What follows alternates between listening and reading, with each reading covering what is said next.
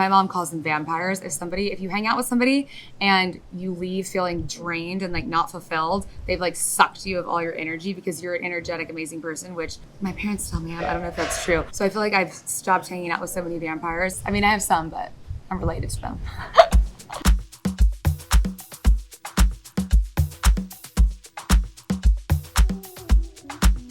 When we were younger, like we didn't have that much. We lived in this little house on my grandparents' property called the Little House. It was 2 bedrooms, one for my parents, one for us.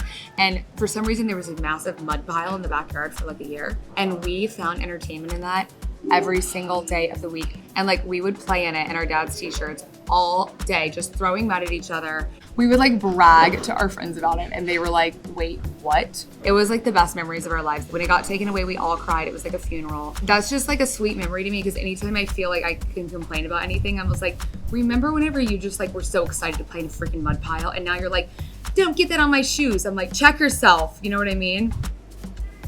Oh, I have so many favorite swimsuit memories. There's a lot of funny memories like slipping in Montenegro on that thing, and the videos that came after that were a huge highlight. They were hilarious. One of my favorite swimsuit memories was one of my first big international trips was to Bali when I was a rookie.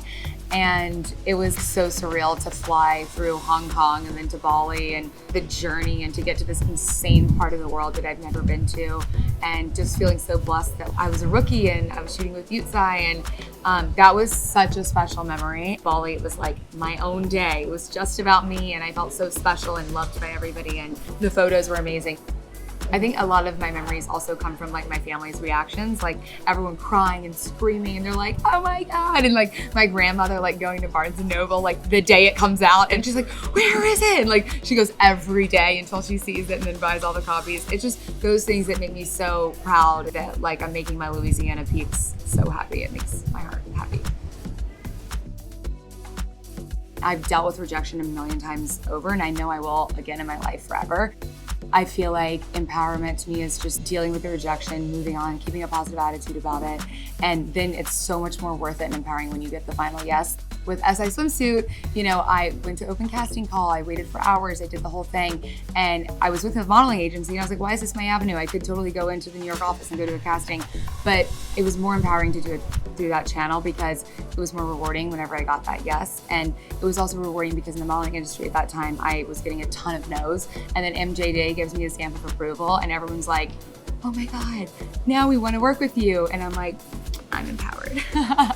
Yeah, I told you so.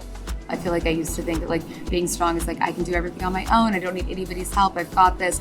But I feel like surrounding yourself with like-minded people keeps me strong. That's what keeps my strength going, is just having people around me that lift me up and that are positive and not negative people.